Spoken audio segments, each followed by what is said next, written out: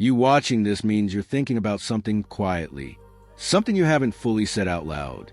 Maybe you've asked yourself, are the people I call friends really my friends, or are they something else? Stay with me, because this isn't surface level.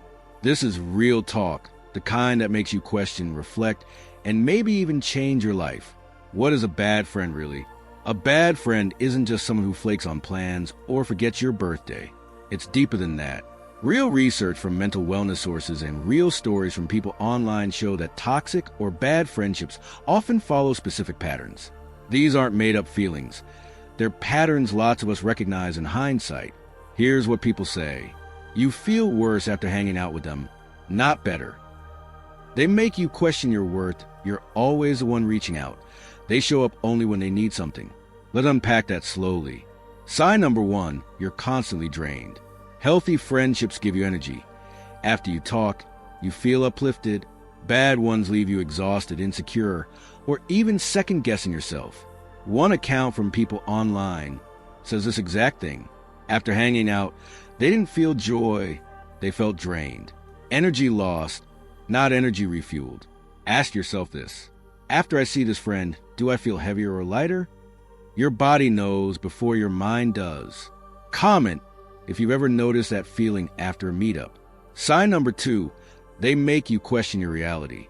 Sometimes toxic friends will dismiss your feelings, make passive-aggressive comments, then say, I'm just joking. Sound familiar? People online describe that exact pattern. They always say, just kidding after hurtful things. That's not harmless humor. That's manipulation wrapped in a joke. Have you ever heard someone say, you're too sensitive, as a way to avoid accountability? That's not normal. That's a red flag. Drop a yes in the comments if you've ever heard that.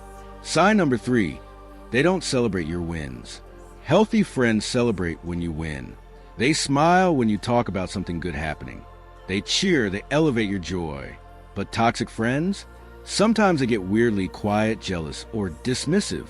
They only show up when something is going wrong, because that's when they feel needed.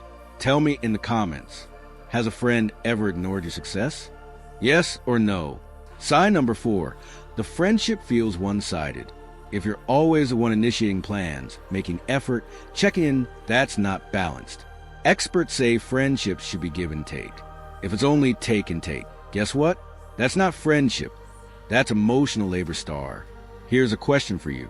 Do you text first more than 80% of the time? Comment with, yes, always. No, but often. Rarely. I want to see the pattern. Sign number 5, they talk about you behind your back. This one hurts the most. People online have shared stories where they found out their so-called friend was gossiping about them to others, acting sweet to their face, but talking messy behind them. If someone criticizes others all the time, social dynamics research shows there's a high chance they're doing the same about you when you're not around. Did you ever find out a friend talked badly about you privately? Comment yes or a no. Now here's the hard part. Are you also a bad friend sometimes? Before we go deeper, I want you to reflect on this. A recent discussion about toxic dynamics points out, sometimes people become toxic in friendships without realizing it, dominating conversations, always steering things back to themselves, not listening. Ask yourself honestly, am I the friend who listens or the friend who waits to speak? Comment below. Listen speech balloon or speak microphone. Your friends might appreciate that honesty. Why do we stay with bad friends? So, why do we keep these relationships alive? Real stories from people show several honest reasons. Fear of being alone, comfort in familiarity, thinking they'll change, low self-worth. One person online said they honestly thought having any friend was better than having none, even if the friendship wasn't good. That's not weakness, that's human. Ask yourself, is fear of being alone keeping you in that circle? Say alone in the comments if this hit deep. How to start letting go without chaos. Letting go doesn't mean dramatic confrontations. It can mean setting boundaries, talking openly, taking space, choosing people who actually support your growth. One expert says, real friendship should feel like coming home, not walking on eggshells. And here's the key. Friendships evolve. People change. It's okay to evolve too.